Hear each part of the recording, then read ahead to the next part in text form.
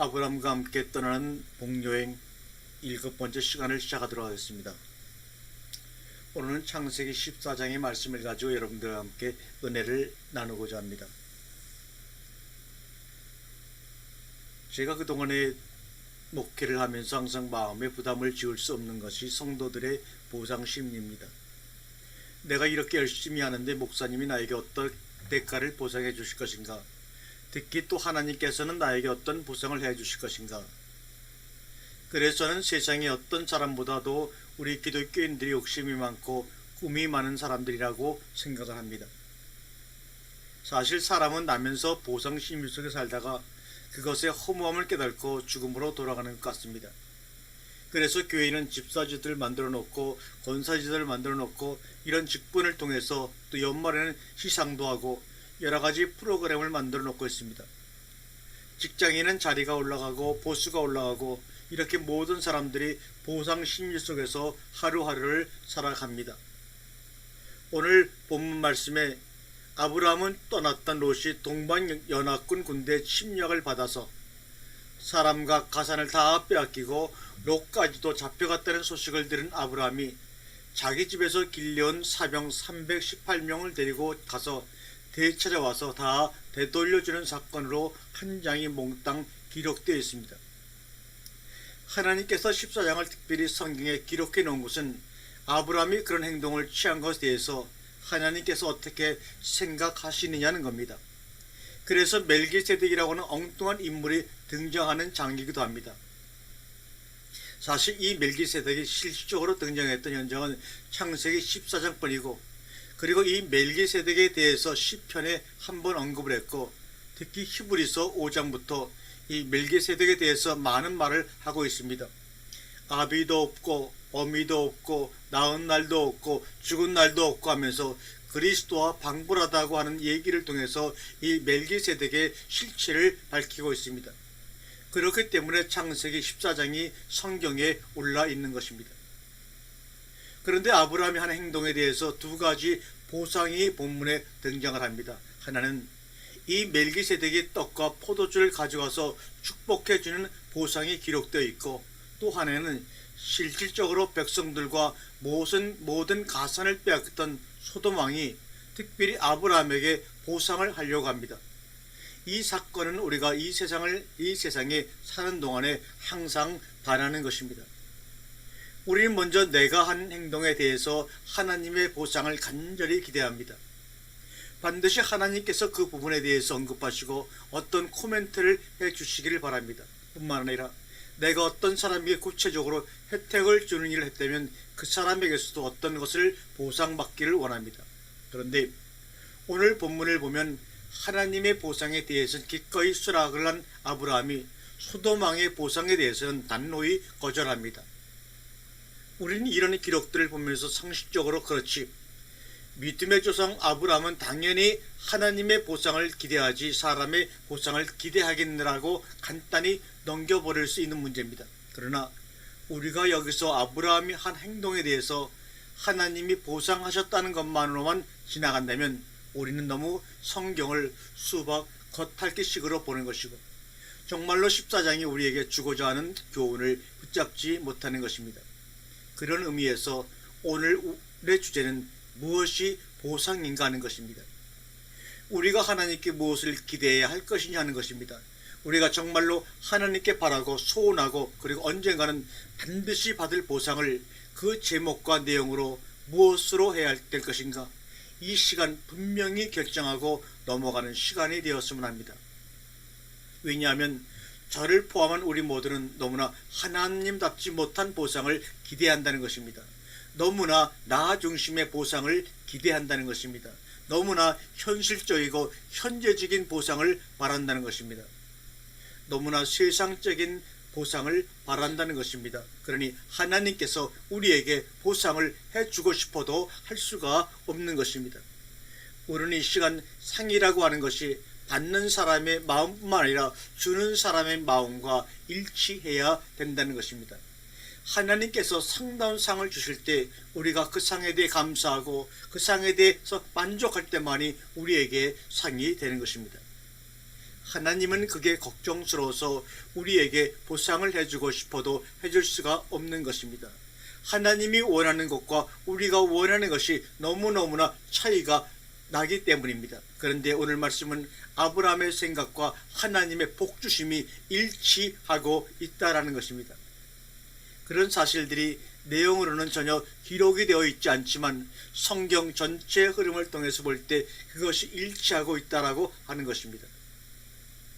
만약에 하나님의 보상이 부족했더라면 아브라함은 소돔 왕이 주는 보상을 못했을 것입니다. 어떤 의미에서는 소돔 왕이 주는 보상을 더 값어치 있게 여길 수도 있습니다. 그럼에도 불구하고 소돔 왕의 보상을 단호하게 거절한 것은 하나님의 보상으로 나는 충분히 만족한다는 것입니다. 우리는 이 시간 나는 무엇인가를 생각해 보아야 합니다. 첫째로 살렘 왕 멜기세덱이 떡과 포도주를 가지고 나왔으니, 창세기 14장 18절의 말씀입니다. 살렘 왕 멜기세덱이 떡과 포도주를 가지고 나왔으니 그는 지극히 높으신 하나님의 제사장이었다라고 말씀하고 있습니다. 첫 번째 말씀은 살렘 왕 멜기세덱이 떡과 포도주를 가지고 왔다는 말로 시작하고 있습니다. 여기서 살렘 왕 멜기세덱을 여러분 혹시 주석을 참고하시면 주석에는 이 살렘이 예루살렘의 옛 이름이라고 주장을 하고 있습니다. 그러나 예루살렘이라는 것은 BC 19세기 때부터 고고학적인 발굴에 의하면 우루살림이라고 해서 한 번도 살렘이라고 불리워진 적이 없는 것입니다. 예루살렘이라는 것은 평화의 기초라는 뜻입니다.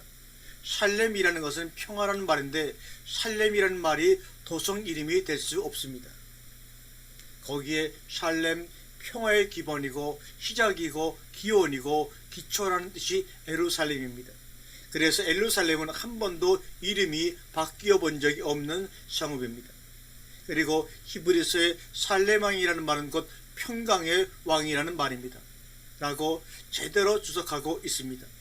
또한 그때 당시 동방연합군이 가나안 땅을 침공했을 때 소돔 고모라 이쪽하고는 상당히 거리가 멉니다.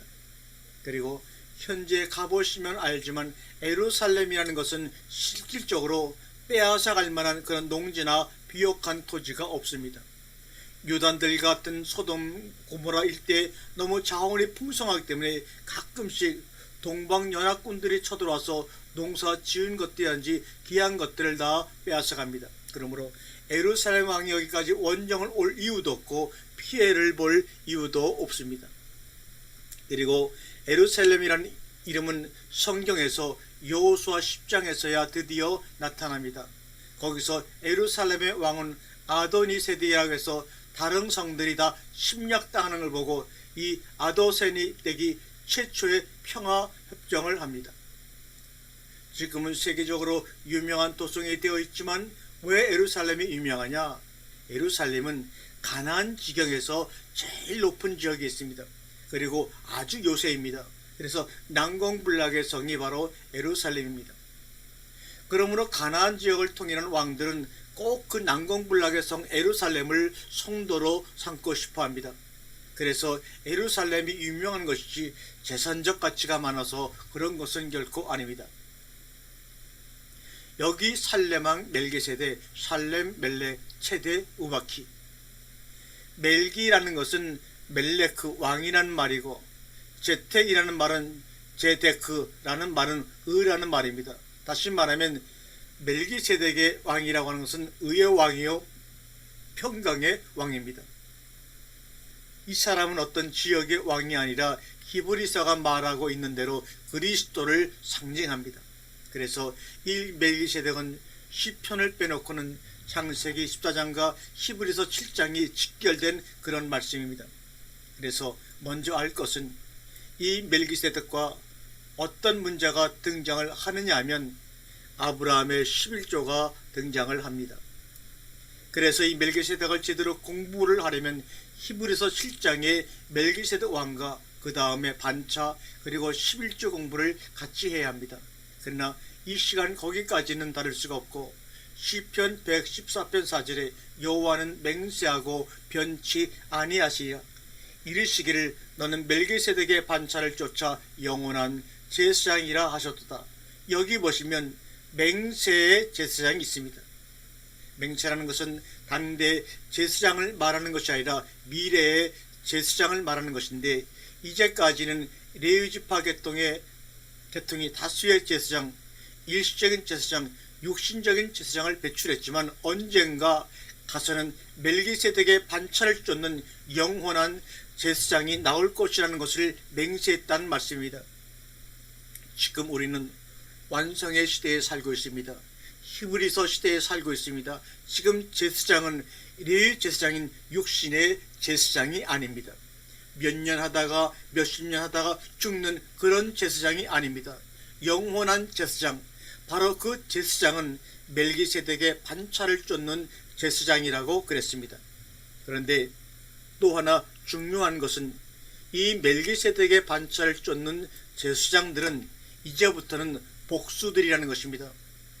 그 제사장들은 제사 직분만 행하는 것이 아니라 시편 110편 5절과 7절의 말씀을 보면, 주의 우편에 계신 주께서 그 노하시는 날에 여호왕을 쳐서 파하실 것이라. 열방 중에 판단하여 시체로 가득하게 하시고 여러 나라의 머리를 쳐서 파하시며 길가의 시냇물을 마시고 인하여 그 머리를 드시리로다. 지금 아브라함이 그돌라움의 연합군을 쳐서 파하고 빼앗긴 것들을 다 되찾아오는 것은 장차 일어날 영원한 제사장이 열왕들을 다 파하고 승리의 승전 장군이 되실 것을 예표하는 사건입니다. 그러므로 이것은 단순히 그때 당시에 일어났던 그돌라움의 연합군과 아브라함의 318명이라는 대대 병력이 해프닝이 아니라는 겁니다. 이것은 하나의 예표적인 사건이라는 것입니다. 그런데 그 손에는 뭐가 있느냐? 떡과 포도주가 들려 있었습니다라고 말합니다. 그리고 축복을 합니다. 중요한 것이 여기서 말하는 떡과 포도주가 무엇이냐는 겁니다. 우리가 상식적으로 대답을 해 보십시오. 그러면 그것은 주의 몸인 살과 피를 말하는 것 아닙니까? 요한복음에 나오지 않습니까? 맞습니다. 그러나 그것이 사실이지만 그것은 신약적인 해석이고 우리는 구약에서 그 원인을 찾아봐야 합니다. 그런데 구약 성경에 떡과 포도주가 많이 나올 것 같지만 그렇지 않습니다. 대개 떡과 포도주, 그 다음에 포도송이 이런 식으로 해서 식물로 나타나지 특별히 떡과 포도주가 신상적인 의미를 나타내는 구절은 많지를 않습니다. 그 중에 하나가 전도서 9장 7절의 말씀입니다. 너는 가서 내 식물을 먹고 즐거운 마음으로 내 포도주를 마실지어다. 이는 하나님이 너의 하는 일을 벌써 기쁘게 받으셨음이니라. 본문의 식물이라는 램이라는 말은 빵을 얘기합니다. 근데 우리는 식물로 번역이 되어 있습니다. 이 램이라는 말은 라함, 먹다라는 말에서 온 말입니다. 지금 중요한 것은 아브라함이 318명의 사병을 데리고 와서 그돌라움의 연합군을 치고 빼앗겼던 소돔성 사람들과 롯을 구했다라는 것이 중요한 것이 아닙니다. 그것은 하나님의 백성들이 장차 세상의 열왕들을 파하고 승리할 것이라는 것을 예표하는 표징입니다. 그러므로 이 전쟁은 아브라함의 개인적인 전쟁이 아닙니다. 그돌라움의 동방연합군이 뭡니까? 어떤 의미에서는 아브라함이 따라왔던 그의 고향입니다. 아수르, 바벨론, 메데, 파사 전부 이거 동방민족입니다. 당시 이스라엘 나라는 동방제국들의 먹이였습니다. 오늘날도 모든 약속 국가들이 미국이라는 강대국의 먹이에 불과합니다만 그때 당시에도 뭔가 부족하면 자기 찬 것처럼 와서 빼앗아가고 했던 그런 동방연합군입니다. 그래서 이것은 세상 나라를 말하는 것입니다. 그들을 언젠가는 하나님의 군대가 쳐서 파하고 승리할 것을 시편이 예언을 하고 있고 그것을 아브라함이 예표적으로 미리 보여준 것입니다. 전도서 9장 10절 방금 읽은 말씀은 그것의 승인입니다. 이는 하나님이 너의 하는 일을 벌써 기쁘게 받으셨음이니라. 여러분, 우리가 세상을 살면서 무슨 일을 하든지 이것이 순전히 내 개인적인 문제냐 아니면 하나님과 관계된 일이냐를 생각해야 합니다. 왜냐하면 육신의 소욕은 성령을 거스립니다. 만약에 아브라함이 단순히 조카롯을 되찾아오기 위해서라면 하나님께서는 야단을 주셨을지도 모릅니다. 내가 아직도 그렇게 육신을 못 따르느냐, 아직도 그렇게 롯을 못 듣냐고 아마 책망을 하셨을 것입니다. 우리가 자칫 잘못 생각하면 13장에서 아브라함이 13장에서 14장에서 그 롯이 안타까워서 찾아가서 되찾아왔다고 해석할 수 있습니다. 그 롯 하나를 구하기 위해서 얼마나 많은 사람들의 목숨과 피를 흘려야 되느냐고 따질 수 있습니다. 그럼에도 멜기세덱이 나타나서 떡과 포도주를 제공하며 복을 빌었다는 것은 하나님께서 그 일에 대해서 승인하셨다는 것입니다. 과연 지금 우리가 하는 일에 대해서 하나님께서 승인을 하셨느냐 하는 것입니다. 하나님께서 기뻐하시느냐 하는 것입니다. 왜 무엇 때문에? 우리는 하나님의 부르심도 있지만 우리가 자청해서 우리가 당신 앞에 당신의 자녀가 되기를 위해서 헌신하나이다 하는 자세로 이 자리에 나온 것 아닙니까? 주님께서는 마태복음 29장 26장 29절에 치유의 만찬 석상에서 포도나무에서 난 마지막 포도주를 가지고 성만찬 하시면서 이런 말씀을 하십니다. 마태복음 26장 29절에 그러나 너희에게 이르노니 내가 포도나무에서 난 것을 이제부터 내 아버지의 나라에서 새 것으로 너희와 함께 마시는 날까지 마시지 아니하리라. 여기서 보시면 내 아버지의 나라에서 새 것으로 너희와 함께 마시는 날까지라고 하십니다. 여기서 말하는 너희는 누굽니까? 바로 여기에 동참한 하나님의 백성들입니다. 우리 이 시간 분명히 할 것은 우리의 소망과 우리의 기대치는 너희와 함께라고 하는 이 말씀에 주목해야 할 것입니다. 이것은 승리의 축배입니다.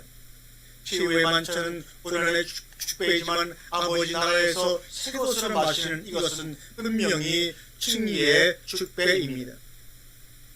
두 번째로 지극히 높으신 하나님의 제사장이라. 창세기 14장 18절에 보니 살레망 멜기세덱이 떡과 포도주를 가져가 나왔으니 그는 지극히 높으신 하나님의 제사장이라. 성경에 제사장이라는 말이 창세기 14장의 맨 처음으로 등장을 합니다. 그리고 성경의 맨 나중에 하나님의 제사장 그리스도의 제사장이라는 말이 나오는데 그 중간에는 하나님의 제사장이라는 말이 다시는 나오지 않습니다.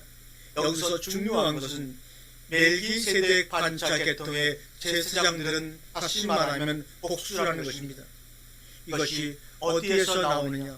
계시록 20장 6절에 이 첫째 부활에 참여하는 자들은 복이 있고 거룩하도다. 둘째 사망이 그들을 다스리는 권세도 없고 오히려 그들이 하나님과 그리스도의 제사장들이 되어 1000년 동안 그리스도로 더불어 왕노릇하리라. 그렇습니다. 바로 이들이 영원한 제사장 멜기세덱 반차에서 나오는 하나님과 그리스도의 제사장들입니다. 이들이 어떤 사람입니까? 이 첫째 부활에 참여하는 자들은 복이 있고 거룩하도다. 복이 있고 거룩하니까 창세기 14장에서 멜기세덱이 아브라함에게 빌어준 복을 받은 사람인 것입니다. 의의 왕이니까 거룩하죠. 평강의 왕입니다. 평강이라는 것은 승리 다음에만 주어지는 것입니다. 이기는 자들에게만 주어지는 것이 진정한 평강입니다. 그들은 무엇을 이겼느냐? 둘째 사망이 그들을 다스리는 권세가 없고 심지어 사망까지도 이긴 사람들입니다. 그래서 사도 바울은 고린도서 15장에서 사망아 너의 쏘는 것이 어디 있느냐? 너의 쏘는 것이 어디 있냐고 절규합니다. 제사장으로서는 처음과 마지막입니다. 살아서 짐승의 유혹에 넘어가지 아니하고 죽음 앞에 무릎 꿇지 아니하고 세상 유혹에 무릎 꿇지 아니하고 끝까지 살아남아서 하나님과 그리스도의 제사장이 되는 사람들입니다. 주님은 말씀하셨습니다. 너희가 온 천하를 얻고도 너희 목숨을 잃으면 무엇이 유익하리요? 이 세상에서 우리가 원하는 대로 다 산다고 할지라도 그 나라와 그 자리가 우리에게 보상으로 주어지지 않을 것입니다. 그리고 이 세상에서의 호의호식은 험한 금이고 씨라린 추억일 것입니다. 시작은 멜기세덱 한 사람으로 시작이 되었지만 마지막에는 다수의 멜기세덱이 등장을 하게 됩니다. 여러분, 우리는 사망이라고 하는 벽을 넘어야 합니다. 사망은 우리에게 절망이고 마지막입니다. 우리는 지금 이 시간부터라도 사망이라고 하는 것은 다만 저 세계로 넘어가는 다리일 뿐이라는 것을 알아야 합니다. 그 다리가 어떤 사람들은 벽으로 보이지만 벽이라는 것이 넘어지면 이 세상과 저 세상을 연결시켜주는 다리가 될 수 있습니다. 여러분, 벽입니까? 다리입니까? 우리는 그 다리를 넘어야 저 세계로 갑니다. 어떠한 세계가 우리를 기다리고 있습니까? 여러분이 믿어야 할 것은 창세기 14장에서 이미 아브라함은 동방 연합군을 이겼다는 것입니다. 그리고 빼앗긴 것들을 찾아왔습니다. 이것은 하나의 보증입니다. 중요한 것은 우리 믿음이 이것을 수용하느냐 못하느냐의 문제입니다. 여러분, 하나님의 약속을 믿으시기 바랍니다. 그리고 그것은 꼭 지켜지고 말 것입니다. 세 번째로 창세기 14장 19절 그가 아브라함을 축복하여 가로되 그가 아브라함에게 축복하여 가로되 천지의 주제시여 지극히 높으신 하나님이여 아브라함에게 복을 주옵소서. 멜기세덱의 손에는 하나님의 인증권이 주어졌습니다. 그의 입에서는 축복권이 나옵니다. 여러분, 멜기세덱의 반차를 쫓는 제사장들이 가지고 있는 것이 뭐냐? 바로 이 인증권과 축복권입니다. 레위 계통의 제사장들은 사제권밖에 없습니다. 제물을 받고 하나님께 제사를 드리고 내가 내 죄를 사하노라. 그러나 유다 지파의 멜기세덱의 반차 제사장들은 사제권이 필요가 없습니다. 그것은 이미 모든 죄가 사해졌기 때문입니다. 이제는 중요한 것이 뭐냐? 하나님의 백성이냐 하나님의 자녀냐 첫째 부활에 참여하는 자들이냐 인을 받은 자들이냐 하는 바로 인증권입니다. 그 인증권이 뭐냐? 우리가 전도서에서 본 대로 떡과 포도주인 것입니다. 그리고 그 입에서 축복이 나옵니다. 예수께서 세상에 계실 때 제자들에게 너희가 네 죄든지 사하면 사하여 질 것이라고 하는 사제권을 주셨습니다. 그러나 말기 제자들에게는 내가 살겠고 너희도 살겠습니다. 너희 말을 인하여 나를 믿는 사람도입니다. 이게 바로 인증권입니다. 70인의 전도대를 보내시면서도 네 집에 들어가든지 평안을 빌어라. 너희의 빈 평안에 그 집이 합당하면 머물 것이요 그러지 아니하면 너희에게로 다시 돌아오리라. 평강권을 제자들에게 주셨습니다. 저는 그 사람이 얼마나 충성하느냐 성적이 좋으냐를 보지 않습니다. 주로 여러분의 내신 성적을 중요시합니다. 내신 성적이 뭐냐? 내 식구냐 하는 겁니다. 저와 여러분들은 이 세상에서 잠깐 만나고 헤어지는 그러한 사람들이 아닙니다. 어쩔 수 없이 여러분들은 치부책을 가지고 가서 하나님 앞에서決산을 해야 합니다. 우리가 생각하는 축복은 그저 부흥사들이 말하는 축복하면 쏟아지는 그런 소낙비 같은 축복이 아닙니다. 축복이라고 하는 것은 하나님의 인증이 없이는 절대로 주어지는 것이 아닙니다. 그 대표적인 케이스가 이삭이라는 족장입니다. 두 아들 그것도 쌍둥이를 놓고 축복을 해야 되는 사건이 일어납니다. 야곱이라는 놈이 형이라고 와서 속여가지고 몽땅 축복을 다 받고 갑니다. 왜냐하면 유언적 축복이니까 이제는 더 남겨둘 필요성이 없는 축복을 해야 되니까 그 다음에 진짜 축복을 받을 에사가 들어왔습니다. 그러나 빌어줄 축복이 남아있지를 않습니다. 창세기 27장 28절에 하나님은 하늘의 이슬과 땅의 기름짐이며 풍성한 곡식과 포도주로 내게 주시기를 원하노라. 그러나 큰아들 에사에게는 창세기 27장 39절에 그 아비 이삭이 그에게 대답하여 가라되 너의 주소는 땅의 기름짐에서 뜨고 내리는 하늘 이슬에서 뜰 것이며 하나님의 복이 물 퍼주듯이 입에서 떠들어든다고 복이 되는 것이 아닙니다. 축복에는 먼저 하나님의 옳다하심의 인증이 선행되어야 합니다. 떡과 포도주가 제공이 되어야 합니다. 그러면 왜 하나님께서 야곱이 형을 속이도록 내버려 뒀느냐 하는 겁니다. 계통이 큰아들 장자권을 가진 큰아들이 복을 받게 되어 있지 않느냐 하는 겁니다. 야곱에 대한 하나님의 인증이 무엇입니까? 말라기 1장 2절에 여호와께서 가라사대 내가 너희를 사랑하였노라나 너희는 이르기를 주께서 어떻게 우리를 사랑하셨나이까 하노다. 여호와가 말하노라 에서는 야곱의 형이 아니냐 그러나 내가 야곱을 사랑하였고 에서는 미워하였으며 그의 산들을 항목케 하였고 그의 사업을 광야의 신랑에게 붙였느니라. 지금 이상은 깜빡 속아가지고 축복권이 바뀌었지만 이것은 이미 하나님의 작전 가운데 들어 있던 것입니다. 여러분, 지금 예서가 실적으로 무슨 잘못을 했습니까? 장자권을 팥죽으로 계산한 것입니다. 장자권이 무슨 놈의 장자권이냐? 야, 지금 나 굶어 죽게 생겼어. 팥죽 한 그릇 가지고 와. 장자권 나 그거나 필요 없으니까 너 다 가져라. 여러분, 우리는 하나님께서 주신 이것을 팥죽으로 받기는 생각이 안 됩니까? 이러면 안 됩니다.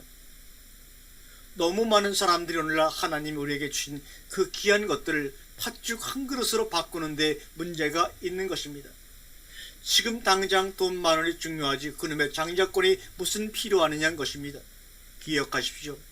언젠가는 하나님 앞에 가서 낱낱이 계산할 날이 있습니다. 에서도 그랬습니다. 하나님의 사랑하심은 한 식구가 되는 것입니다. 지체가 되는 것입니다. 이 지체 중에 손가락 하나만 말을 듣지 않아도 온몸이 불편합니다. 한 몸 같이냐 하는 겁니다. 골로새서 3장 14절에 이 모든 것들 위에 사랑을 더하라 이는 온전하게 매는 띠라고 말씀하고 있습니다. 네 번째, 지극히 높으신 하나님은 찬송을 받으소서. 창세기 14장 20절에 너희 대적을 너희 손에 붙이신 지극히 높으신 하나님을 찬송할지로다 하며 아브라함이 그 얻은 것에서 10분의 1을 멜기세덱에게 주었더라. 계시록 14장은 계시록 13장 다음에 나오는 장입니다. 계시록 13장 우리가 666 짐승장이라고 그럽니다. 계시록 14장은 시온산 위에서 14만 4천 명이 새 노래를 부르는 장면입니다. 그러면 666 짐승의 장 다음에 왜 14장이 있을까요? 여기 본문을 보시면 마르크 찬송할지로다라는 단어가 나옵니다. 그런데 창세기 14장 19절에서도 마르크가 나오고 있습니다. 단어도 똑같고 문법도 똑같습니다. 그런데 14장 19절에서는 복받게 하옵소서라고 되어 있고 20절에서는 찬송을 받으소서라고 되어 있습니다. 같은 마르크라는 단어인데 19절에서는 복받게 하옵소서, 20절에서는 찬송을 받으옵소서라고 우리 한글 성경에서는 다르게 번역이 되어 있습니다. 그러니까 똑같은 마르크가 아브라함에게는 복이 되고 하나님께는 찬송이 된다는 말입니다. 이해가 되십니까? 여러분, 우리에게 진정한 복이 되는 것이 무엇인가 하면 하나님께 찬송이 되는 것이 우리에게 복입니다. 이것이 하나가 되어야 된다는 말입니다. 우리에게는 복이 되고 하나님께는 찬송이 되는 이것이 하나가 되어야 된다는 것입니다. 에서가 하나님께 찬송을 받을 만한 존재였습니까? 내게도 내 인생이 있고 내 삶이 있는데 내가 이렇게 살면 어떻고 내가 저렇게 살면 어때? 좋습니다. 이 세상에서 한 세상 살고 개처럼 가버린다면 마음대로 살아도 상관없습니다. 그러나 하나님 앞에 가서 그분을 배울 작정을 한다면 과연 말 한마디 행동 하나하나가 하나님께 찬송이 되었을까 생각을 해야 합니다. 고로 우리가 복을 받으려면 복 비워주는 자 입장을 먼저 생각해야 하고 이해해야 합니다. 기분 좋게 만족하게 시원하게 이 작도 보세요. 별미를 만들어라. 마음껏 축복을 해줄 테니 저녁을 한 끼 사도 사주는 사람 입장 말고 사서 먹는 사람의 입장에서 식사를 대접하세요. 내 주문에 5,000원짜리 한 장밖에 없으니까 5,000원짜리 타지 말고 좀 더 보태서라도 뭘 좀 잡수고 싶습니까? 그래야 복을 빌어도 기분 좋게 빌지 않겠습니까? 우리가 하나님 앞에 하나님이 기쁘실 만한, 그래서 너무너무 하나님이 기분 줘서 왕창 복을 쏟아 부을 정도로 우리가 그렇게 사는 것이 이 세상에 사는 목적이고 이유인 것입니다. 복이란 하늘의 하나님께 찬송을 받으실 만한 일을 했을 때 주어지는 것입니다. 바로 일방적 보상이 아니라 성취의 기쁨을 공유하는 것입니다. 여러분, 우리가 하나님 앞에서 행동하는 것처럼 행동해야 합니다. 주님 뭐라고 하셨습니까? 언제 주님이 굶주렸으며 언제 주님이 헐벗었습니까? 지극히 작은 소자에게 하나에게 한 것이 곧 나에게 한 것이라. 여러분들 중 제가 저녁 한 끼 사달라고 하면 아무도 거절하지 못할 것입니다. 나 지금 돈 없는데 바쁜데. 우리 지금 그 시험을 하고 있는 겁니다. 다섯 번째로, 아브라함이 그 얻은 것에서 10분의 1을 멜기세덱에게 주었더라. 창세기 14장 20절에 너희 대적을 내 손에 붙이신 지극히 높으신 하나님을 찬송할지로다 하며 아브라함이 그 얻은 것에서 10분의 1을 멜기세덱에게 주었더라. 축복을 중간에 두고 떡과 포도주 11조가 오고 갑니다. 여러분, 하나님과 우리 사이에는 하나님은 우리에게 약속에 대한 승인을, 우리는 그 약속에 대한 믿음의 승인을 해야 합니다. 11조가 뭔지 아십니까? 내가 하나님의 약속을 믿었습니다라고 하는 그 약속에 대한 승인입니다. 지금 이런 일이 일어날 것이 아닙니다. 멜기세덱이 나타날 장소도 아니고 아브라함이 11조를 드릴 것도 아닙니다. 11조의 상식이 뭐냐면 내가 수고해서 얻은 소득 중에서 10분의 1을 드리는 겁니다. 지금 여기서는 그돌라움의 연합군이 빼앗아 갔던 것을 되찾아와서 그 노량물 중에서 10분의 1을 드리는 겁니다. 보세요. 왜 남의 것으로 인심을 씁니까? 그것은 장래에 일어날 일 다 빼앗겼습니다. 에덴 동산에서 아담이 선악과 하나 가지고 전부 바꾸어 버렸습니다. 먹어버렸습니다. 그 빼앗긴 것 중에서 10분의 1을 줬습니다. 맞습니다. 옳습니다. 제가 받아들이겠습니다. 저 같으면 거기서 흥정을 했을 것입니다. 10분의 1은 너무하지 않습니까? 그래도 예수 믿는 사람이 얼만데 반반합시다. 그러니까 10분의 5로 합시다. 하나님이 5 양보하고 나머지는 내가 갖고, 거룩한 백성이 10분의 1입니다. 우리가 계산기 앞에 두고 두들기지를 마세요. 열 중에 하나입니다. 그게 뭐냐? 희소성입니다. 로마서 9장 7절에 또한 아브라함의 씨가 다 그 자녀가 아니라 오직 이삭으로부터 난 그들이 이스라엘이라고 칭하리라 하셨으니, 곧 육신의 자녀가 하느님의 자녀가 아니라 오직 약속의 자녀가 씨로 여기심을 받느니라 하느니라. 약속의 자녀가 뭡니까? 창세기 1장 27절에 하나님의 형상을 가진 자들입니다. 요한복음 10장 35절에 성경은 폐하지 못하나니 하나님의 말씀을 받은 사람들을 신들이라 하셨거늘. 그래서 말라기 선지자는 뭐라고 그랬습니까? 말라기 3장 8절에 사람이 어찌 하나님을 도적질하겠느냐? 그러나 너희는 나를 도적질하고도 말하기를 우리가 어떻게 주님을 도적질하였나이까도다. 이는 곧 11조와 헌물이라. 이것은 제가 번역을 고친 것입니다. 도적질한 것 되찾아온 것입니다. 그것을 11조라고 하는 겁니다. 여러분, 11조는 하나님의 것이죠. 그렇기 때문에 도적질하면 안 됩니다. 그래서 반드시 되찾아서 되돌려줘야 합니다. 여러분, 우리 신앙생활의 목적이 뭔지 아십니까? 크게 생각하지 마세요. 뭐 없는 돈 투자해서 교회를 짓고 자생고생시키면서 개척교회하고, 이것이 하나님의 일 아닙니다. 본 위치로 되돌아가는 것입니다. 우리의 본 위치가 어디입니까? 에덴 동산입니다. 창세기 1장으로 가는 겁니다. 우리는 아담 때부터 너무 에덴 동산을 떠나서 동방에서 살아왔기 때문에 사람들 마음에 소망이 있지만 한 번도 그 현실을 느껴본 사람이 없습니다. 하나님께서는 그 원 위치로 우리를 되돌려 놓을 생각이신 것입니다. 원 위치를 찾아가는 겁니다. 그런데 그것이 이렇게도 어렵습니다. 11조는 복받는 조건이 아니라 복받은 자들의 반응입니다. 내가 거룩한 11조가 되었다는 믿음의 반응, 내가 잊어버린 그 에덴을 향하여서 내가 그 에덴을 되찾았다고 하는 이 믿음의 반응, 이것이 바로 하나님이 받기 원하시는 참되고 거룩한 11조입니다.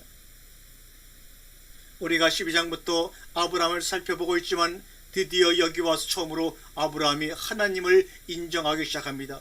그리고 오늘 14장이 지나고 15장에 가면 뭐가 나옵니까? 드디어 아브라함이 여호와를 믿으니 하나님이 그를 의로 여겨주셨다는 말이 나옵니다. 신앙생활은 하나님의 약속을 받아들이는 것입니다. 그것을 믿음으로 승인하는 것입니다.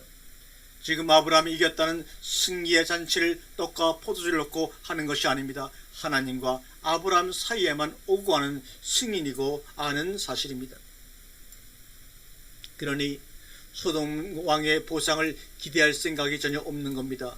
여러분, 우리가 언젠간 세상의 재물로부터, 세상의 명예로부터, 세상의 권세로부터 자유로워질 수 있느냐? 아브라함은 하나님과 이러한 승인의 거래가 이루어진 다음에야 드디어 그것들로부터 벗어날 수 있었던 것입니다. 천복이 무엇인가를 알게 된 것입니다. 여섯 번째로, 내가 아브라함을 치북케 하였다고 내가 말하지 못하게 하리라. 창세기 14장 23절은 내 말이 내가 아브라함으로 치북케 하였다 할까요? 내게 속한 것은 물론 한 실이나 신들만 해도 내가 취하지 아니하리라. 여러분, 우리가 부자로 잘 사는 거 참으로 좋습니다. 그런데 누가 나로 하여금 부자가 되게 했느냐 하는 겁니다. 우리가 이 세상을 떠나기 전에 한 번은 청산을 해야 합니다. 여러분, 중요한 것은 하나님이 나의 삶에, 나의 사업에, 나의 인생의 일생의 기본이 되고 시작이 되고 근원이 되고 출발이 원인이 되어야 합니다. 여러분들이 지금 어떤 사업에 어떤 근거지를 갖고 있든지 간에 그것이 하나님이 출발점이 아니었다면 한 번은 새로 출발을 해야 할 것입니다. 그리고 그 앞에 가서 당신으로 말미암아서, 아버지로 말미암아서 이렇게 살다가 왔나이다. 저는 우리 자식들이 항상 우리 아버지가 최고이기를 바라는 사람입니다. 아마 여러분들도 마찬가지일 것입니다. 아무리 세상에 훌륭한 사람이 많고 자기들에게 도움을 주는 사람이 많다고 할지라도 우리 아버지만큼 우리 일생에 영향력을 행사하는 사람은 없다라고 하는 것을 보여주고 싶습니다. 하물며 그 부유하시고 능력이 많으시고 지혜가 많으신 하나님께서 하나님 말고 다른 것이 나를 먹여 살렸고 다른 것이 나를 부자되게 했고 다른 것이 나로 하여금 성공하게 했다라고 그런 말 듣고 싶겠습니까? 내가 아브라함으로 치북게 하였다라고 내가 말하지 못하게 하려고 나는 신들매 끈 하나도 취하지 않을 것이다. 다만 318명의 수고의 대가만 줘라. 목사님, 난 어떻게 해요? 라고 개인적으로 고민들을 하실 것입니다. 여러분들이 그런 마음의 준비만 돼 있다면 하나님께서 언젠가 해결하실 것입니다. 우리의 어리석음으로 하나님께 돌아갈 찬양이 도적 맞으면 아니 됩니다. 로마서 3장 4절에 그럴 수 없느니라. 사람은 다 거짓되되 오직 하나님은 참되시다 할지어다. 기록된 바 주께서 주의 말씀에 의롭다함을 얻으시고 판단받을 때 이기려 하심이라 함과 같으리라. 하나님의 복을 세상 것과 바꾸지 마십시오. 하나님의 복을 세상에 취하도록 내버려 두지 마십시오. 11조는 하나님께 드려져야 할 나 자신입니다. 나를 세상의 물질과 바꾸지 마십시오. 여러분 자신을 여러분의 수입의 10분의 1과 바꾸지 마십시오. 하나님은 그 10분의 1의 물질을 원하는 것이 아니라 정작 나 자신을 이 시간에 원하고 계십니다.